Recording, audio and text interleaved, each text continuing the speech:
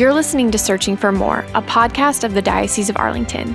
On this episode, Laraine Bennett, co-author of The Temperament God Gave You, offers some practical advice on how to get along with that coworker that you can't see eye to eye with. We often forget that we think that the way I respond is the way you should respond.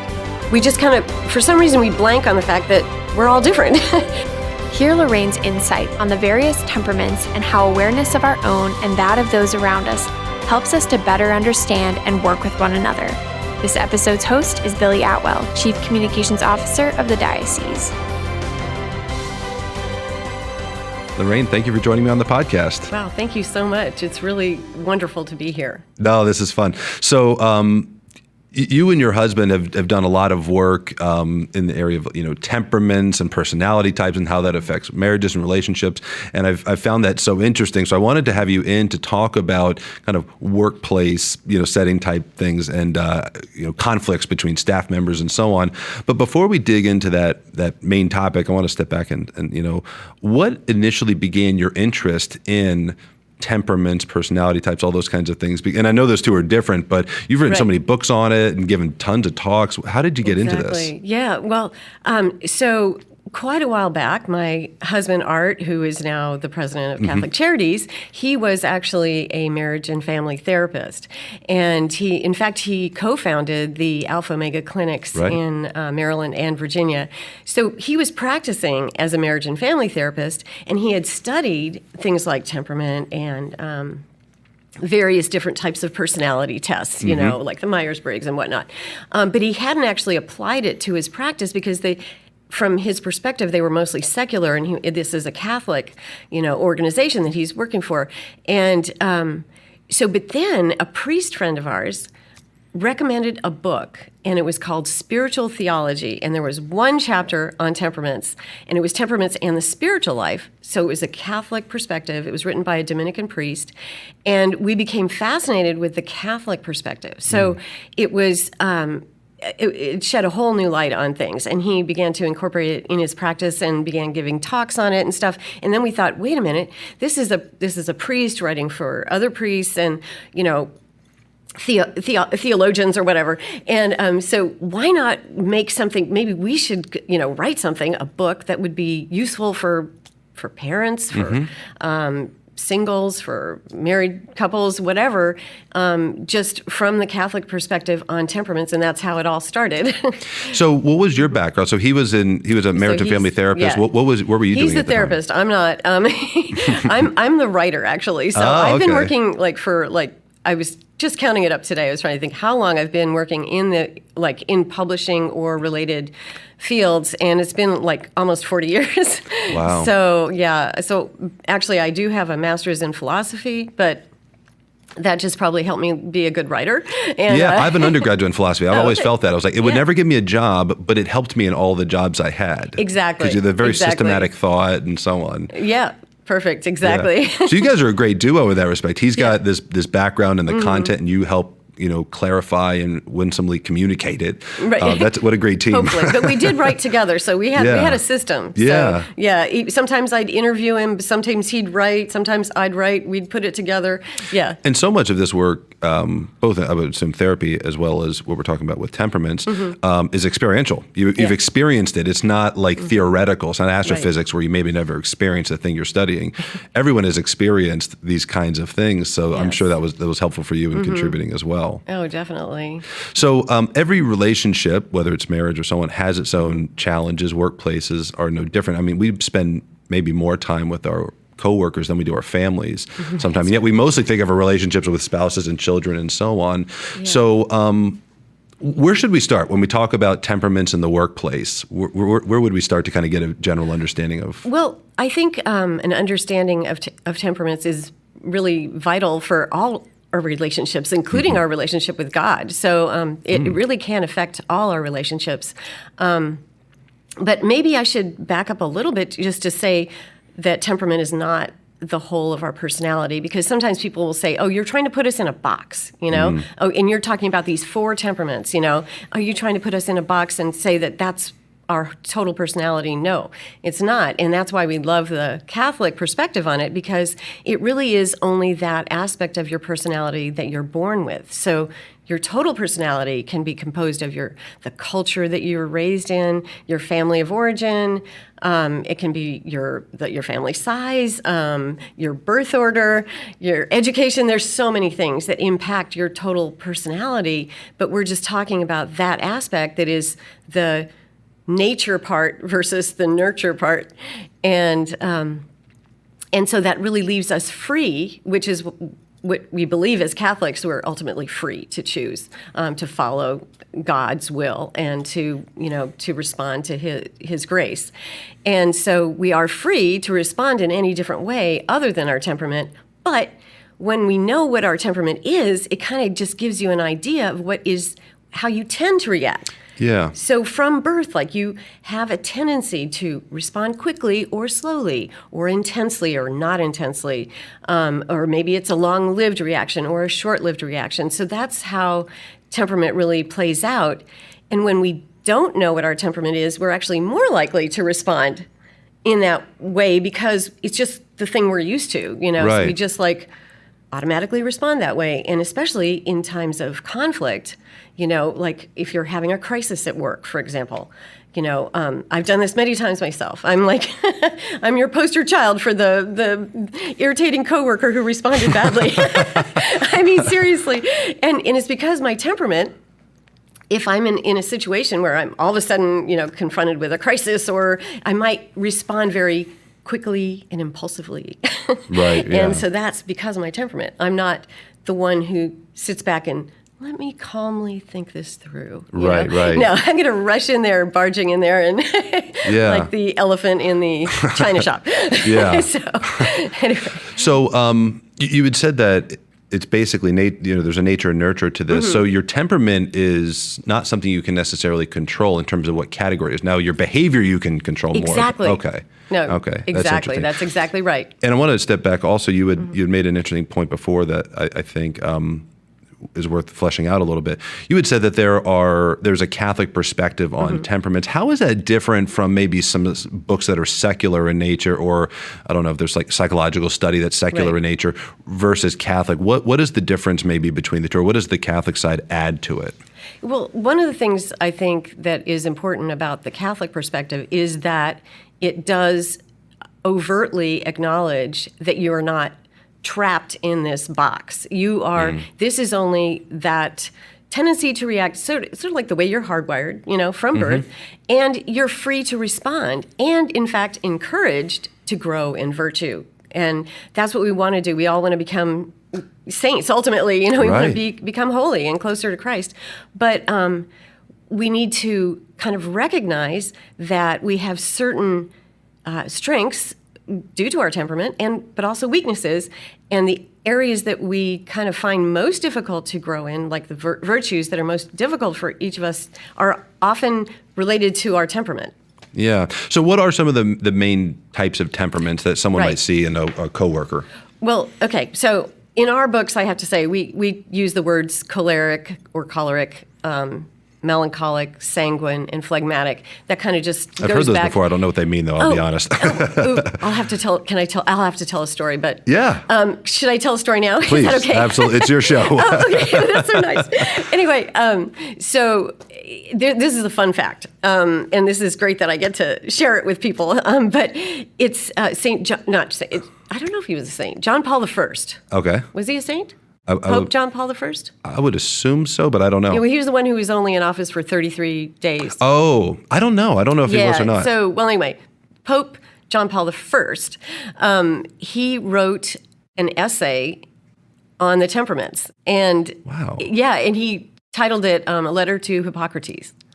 So, and he talked about the 4 different temperaments, and he gave them each a test. The same test. And the test was a sheer cliff. And they were supposed to climb this cliff. And so the first temperament, the sanguine, He goes, awesome, a cliff. I've always wanted to be a mountain climber. I'm going to climb it at once. And he charges off. This is going to be so great. And he gets in for about 40 minutes. And he's like, oh, man, this is way harder than I thought. Because I didn't even bring any hiking shoes with me. You know what? I don't think mountain climbing is my thing. I think you know what, I've always wanted to go on safari in Africa. That's what I'm going to do. And then the second temperament that comes along is the phlegmatic. And the phlegmatic goes, he looks at the cliff and he studies it and he gets his maps out and he kind of like measures the angles and the trajectory and he's like, maybe if I start here, it might work. And maybe I need a double rope, and I'll go off and buy these things that I need. And he takes copious notes, and about 2 weeks later, he sets out he's like, I don't know if I can make it, but I'll try. And he does. And then the third one is the choleric. And he goes, obstacles like this are made to be overcome. This mountain is going down, and he attacks it like it's his mortal enemy. Right. And then the last one is the melancholic. And the melancholic goes, are you insane? Nobody could climb this cliff. Do you want me to break my neck? Oh, interesting. It's funny how you can see people in yourself. There's some ones that you mentioned, I'm like, okay, definitely not that. And there's others like, I gotta slice it out in my personality. Or my, I know, my isn't it fun? But he came up with that. And it's just like, I just love the story. And that's a great story to illustrate the larger point. Yeah, very cool. So back to the coworkers. Yeah. You can kind of see how it can play out in an organization. Mm-hmm. So when you see those traits in a coworker, whether you get along with them or not, you see those traits. How do you work with those personality types efficiently? Do you just keep it in mind as you're communicating, or are there like practical things you can do to help improve relationships with people of different temperaments? Exactly. So one of the key kind of principles, guiding principles, is that, I think it's because of original sin, but we tend to think, and we know this isn't the case intellectually, but when we're in the middle of a work, environment or something, we often forget that we think that the way I respond is the way you should respond. Mm-hmm. And so we just kind of, for some reason, we blank on the fact that we're all different.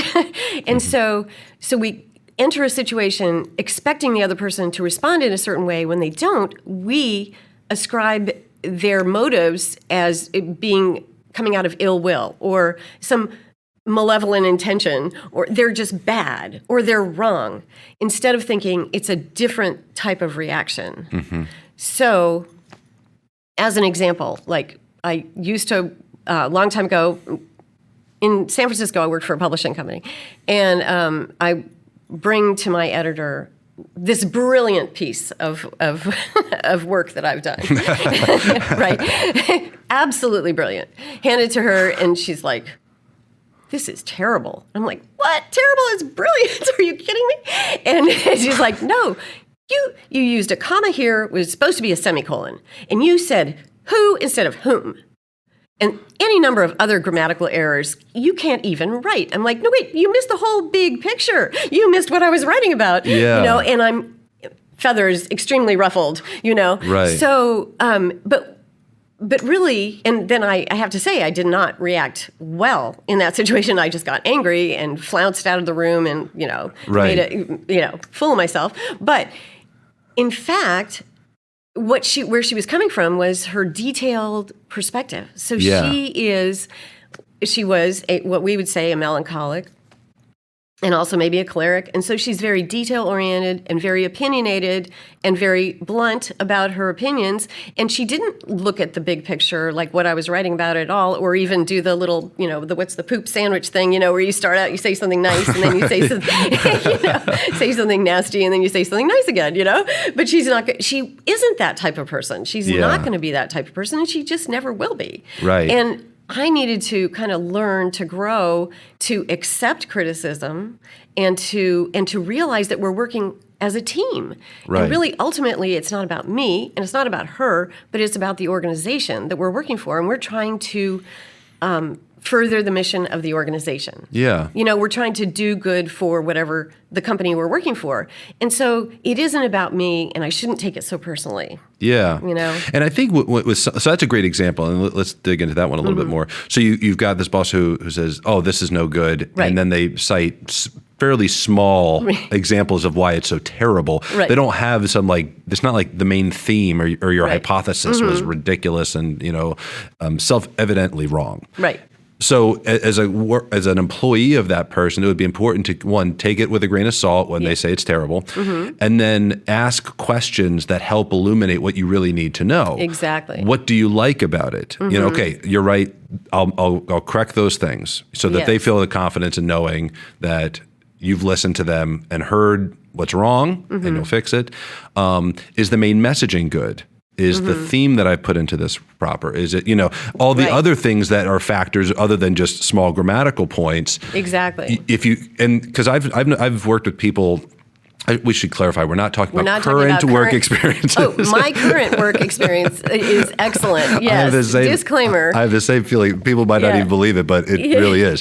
But I've had experiences where you work for a boss who's like that, and I realize it's not that they don't want to give me the information that I was looking for, which is both what's good and bad. They just give you the bad so you can go fix it. The good doesn't need to be fixed. Right. It's like, but what did you like about it? What's helpful? Do you want me to do this kind of thing again? I just had to learn the right questions to ask because their temperament, as you're saying, wasn't going to be providing that without a little bit of tugging. Exactly. So I could pull that out of them. They were not unwilling to give it. It was just not their instinct. Exactly. To provide that. And then, unfortunately, when you have two temperaments clashing, like me at that time, I just kind of flew off the handle. Yeah. Because but that was not the right way to respond. That was not being professional. Right.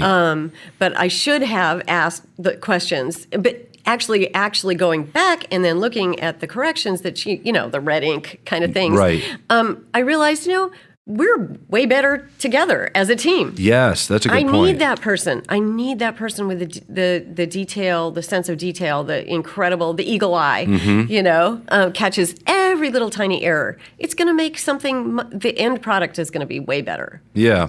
It's interesting. I was watching recently a documentary on Bill Gates and how he built Microsoft and all these things. And his personality, it's a lot about his own personality and really more temperaments, which in a minute, remind me to ask you the difference between personality and temperaments. Okay. I know that they're different, but I was listening to the way he responds to things and the way he thinks, and I got almost like a point where I was kind of envious. I was like, man, I wish I thought like that, or I wish I had that temperament essentially in what you're describing.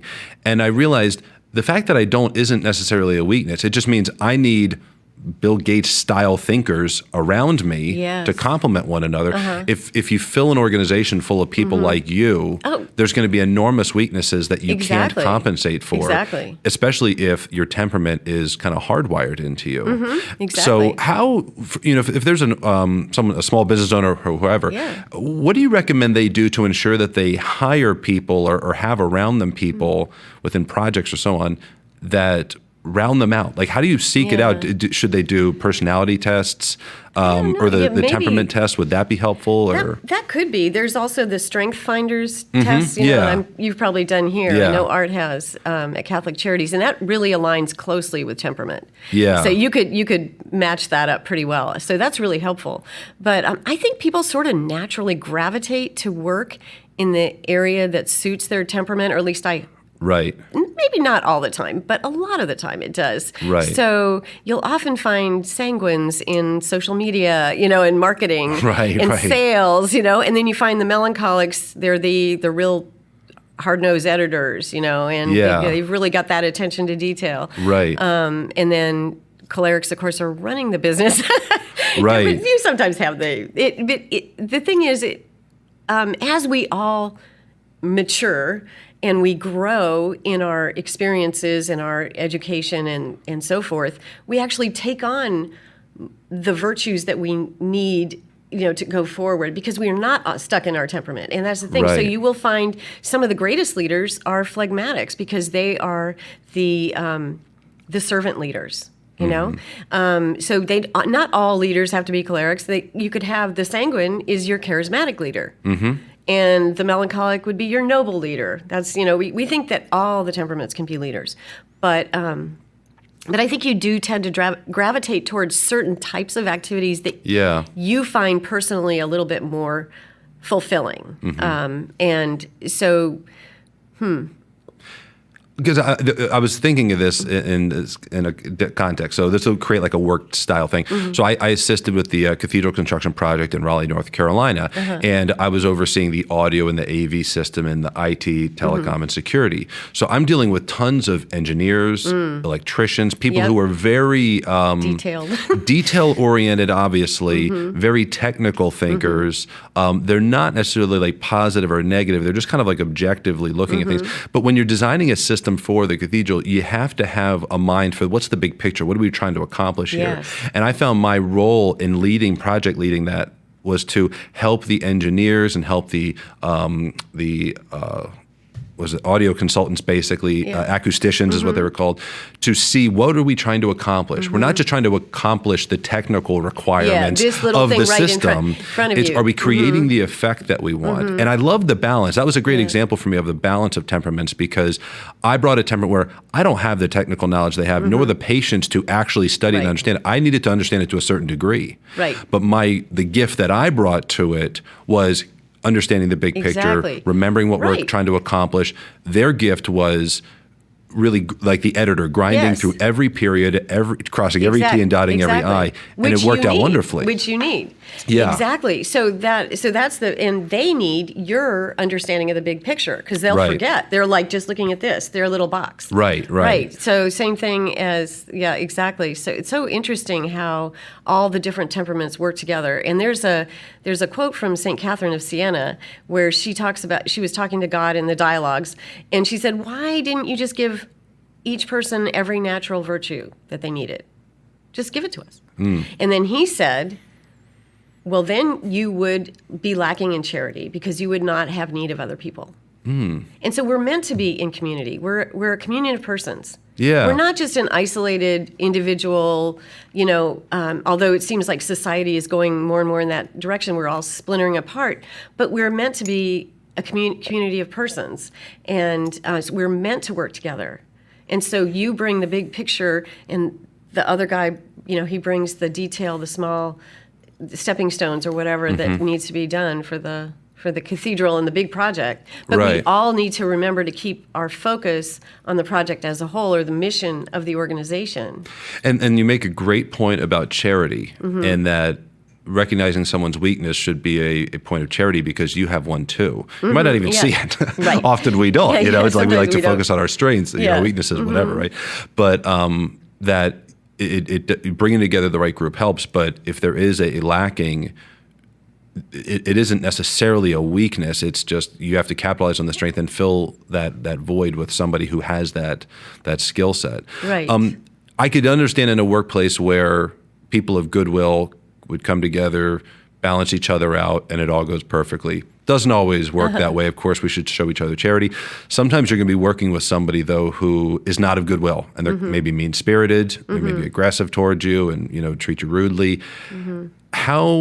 What recommendations or advice do you have for somebody who's in that kind of situation? Where should they start in understanding the person to hopefully blunt the edge of that sword a bit? Outside of going to HR. If it's to that level, right? No, I think in the past, like when I was younger, I would say I was very idealistic, and then also very impulsive, as I mentioned, personality or temperament wise.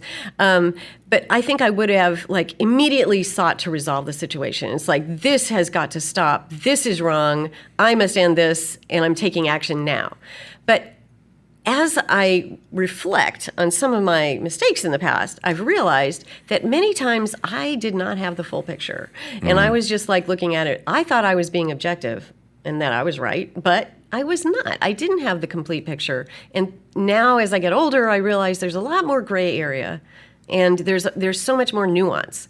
And so actually a priest friend told me once, he gave me this great advice and said, whenever you're angry or even if you think you're, justifiably angry, it's a, righteous anger. Right, right. This is a moral injustice that I must solve right now. Crusading, right. Yes. Even in that case, take 3 days, like Jesus in the tomb.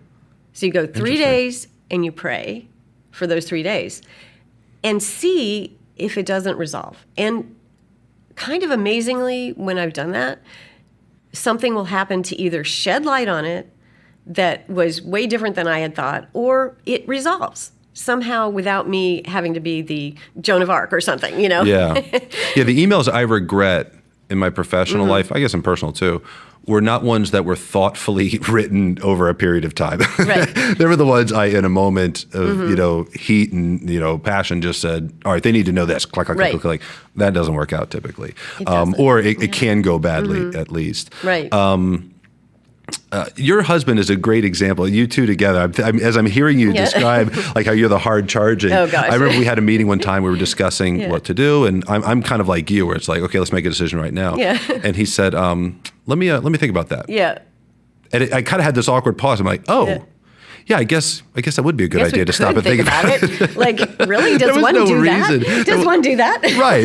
It's like we were dangling off a cliff. We had to make a decision Right. at this moment. It was like, I just felt like we should impulsively decide right now. And he said, no, let me think about that. And Well, get that back was to you. like I was like, wow, okay, that's that's a great little balance here. It was kind of a humbling moment. He's kind I of realized, teaching me that, like after we're been married for so long. But yeah, it was like a source of contention, and that's an example of where it's not ill will on the other person's part. It could be temperament. And so when we're first married, I'm like, oh, let's go out tonight. Oh, I have an idea. Let's go to the movies. No, wait, let's go out to eat. Where do you want to go? Do you want to do Chinese? Do you want to do maybe a picnic? And Art's like, what's the matter? Why don't you say anything? You don't want to go out? Great. You don't want to go out. Are you mad at me? And it's like, there are so many couples listening to this. And they're like, oh, I remember that fight. Yeah, exactly. Right?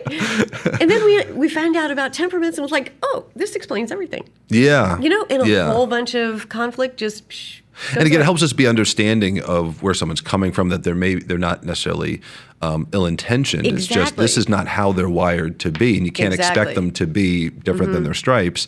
What is the difference then between temperament and personality? Right. So temperament is just that one aspect of personality. So the personality is like, we often describe it like an umbrella, and there's all these different, aspects. There's the culture, your family of origin, your education, your birth order. There's so many things that would be impacting your total personality, plus the choices that you make, the free choices that you make. Right. And then there's your temperament. So it's an aspect, but it's not the whole of it. Yeah. Yeah, so we're not trying to put people in boxes. We're just saying that aspect of where you tend to react in a certain way, and it often is that aspect, though, that gets us in trouble because it is so ingrained. Yeah. So what we're trying to do is grow in virtue and expand our skill set or whatever, however you want to put it. But so, for example, like a sanguine, being impulsive, they tend to, get very interested in things very quickly, but then they drop it. Equally quickly can drop their interest in it. And so what they need to work on is the virtue of perseverance.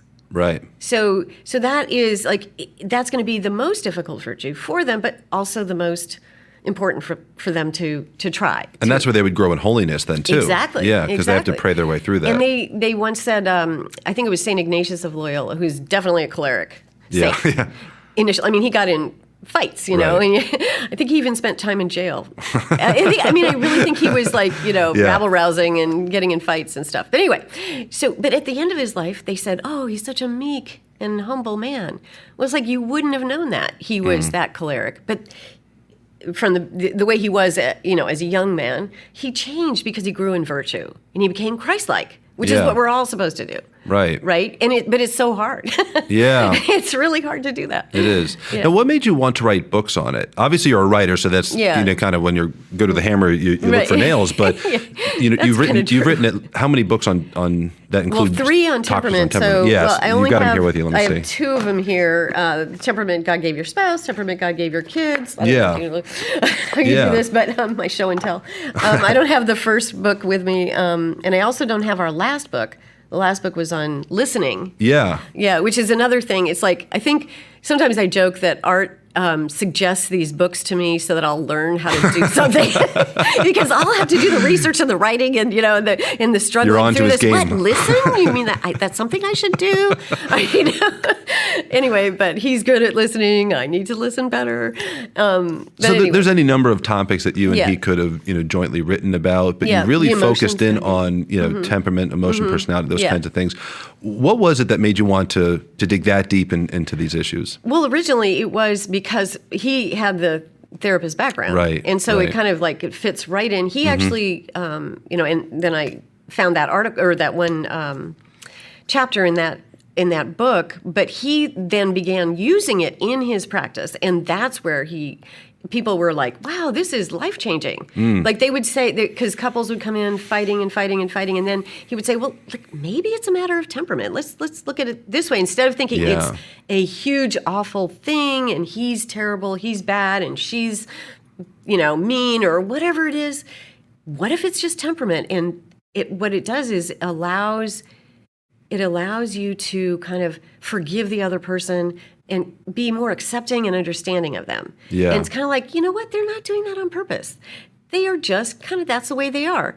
And it's not to be excusing horrible behavior. Right. But if it's just a temperament thing, then many arguments, many conflicts will just kind of melt away. My wife and I have even noticed this where especially early in marriage, that you have these sources of contention, which are where you're different, right? Where your personalities or temperaments don't align. And as you work through them and understand the other person, that very thing becomes the strength of the relationship, is that you're well-rounded. It's like puzzle pieces fitting together. So true. Well, if you've got the puzzle piece turned backwards, it's not going to fit. You're going to try to smash it together. It's not going to work. But if you reorient it, it now becomes how you round each other out and as a couple become one. I mean, I loved how just seeing that. We've been married 9 years, and just seeing how that can work together is very cool. There's lots of work still to be done, of course, but it's interesting to see that what was contentious is now actually unifying. Oh, and that's where great. we strengthen each other. So you're working as a team. Yeah. And it also comes up like when we've taught Conference for the Engaged, the very first session that we taught, we had to cover the topic of money and finances. And when we talked about that with people and how, if I was left to my own devices, I would be, eating TV dinners off a cardboard box, but I'd have, hunting and fishing equipment worth thousands and thousands of dollars. So like that's where I would orient. My wife, on the other hand, would, spend money very differently. We would have decent furniture. And things. So we balance each other out. We have fun, and we also have the things that a family should have. Yeah, right. Clean clothes and furniture and so on. But but that can also be a source of contention for people where they're fighting about what I want to do and I want to do. But if you find that balance and how you complement each other, it can then be very fulfilling. And I've learned things from her, and she's learned things from me in that process. That's very cool. So true. And the same thing in the workplace. Exactly. Yeah. Exactly. We just have to put aside we have to not be prideful. And the thing about temperaments is understanding temperaments is really you're growing in self-knowledge, which then leads to humility. Yeah. So if we can be more humble, and I know I need to, do this more every day. I have to remind myself, because temperament, you just fall into it. It's like that, it's like a channel that, with the water is going through. It's just so easy to go down the one that it's already going it's down. Established, right? It's established, right? So we just have to remind ourselves, all the different ways of responding, all the different temperaments are all important to the team and to the mission. and of the organization. We're all contributing. I think if you oversee people, this is especially important. This is important for you and your counterparts in a job, but it's really important if you are overseeing a team that the work that fits the temperament is assigned properly, and that also when you have an open position that you have to hire, in that interview process, you're looking for the temperament you don't have, right? What do we need more of? Yes. Do we need more melancholic or choleric? And finding those people, because it's easy just to look at skill sets and experience and say, this person will be great. Yeah. And then, of course, you have to get along in the interview, and that's a factor. But also, just do they have the personality type for this? That's especially what I do with communications. That's critical. Communication. An editor is not the same personality type necessarily as a writer or a multimedia person or a manager like me or whatever. So it's interesting to see that play out in a managerial context as well. So do you all have any book ideas for the future? You can give us a scoop on any concepts that you're hoping to delve into in the future? Oh, that's a good question. I think I have had a couple of ideas, but so far we haven't pulled dug the trigger into with them. the publisher. Yeah, right. And part of it is it's such a process with publishers nowadays. It's like it's like you got, from the time you sign the contract, you got 6 months, and so you better be prepared to be writing like crazy, right. to get meet that deadline, So if people want to buy one of your books, this is a fascinating topic, and whether it's to work on your own relationship, coworkers, your kids, whatever, understanding temperament's good. Where can people go and get your books, you and Art? They could either go to our publisher's website, so Sophia Institute Press. They have 2 of our books. We have Word Among Us. We also have books at our Sunday Visitor. But easiest way is just Amazon. Okay, great. If that's okay to advertise Amazon. So it's Art and Laraine Bennett. Yeah, just Art and Laraine Bennett, and we've got a whole bunch of books. Wonderful. Well, when you write another one, please come and share it with us. We would love to hear about it. You and Art are very gifted, very talented, and you've taken that charism that you have and that balance of your 2 temperaments and really made it a gift to the church. And I'm so grateful for it, and grateful that you came here and told us some of your story as well as offered some perspective on things for us. Thank you so much. Thank you for inviting me. This is wonderful. It's a great pleasure to be here. It's our pleasure. Thank you. Thank you. You're listening to Searching for More. If you enjoyed this podcast, please write a review on iTunes, Google Play, Stitcher, Spotify, or wherever you listen. Also, make sure you follow the Diocese and the Arlington Catholic Herald on Facebook, Twitter, and Instagram. And subscribe to our YouTube channels for regular videos that inspire, educate, and inform about the Catholic faith in our diocesan community.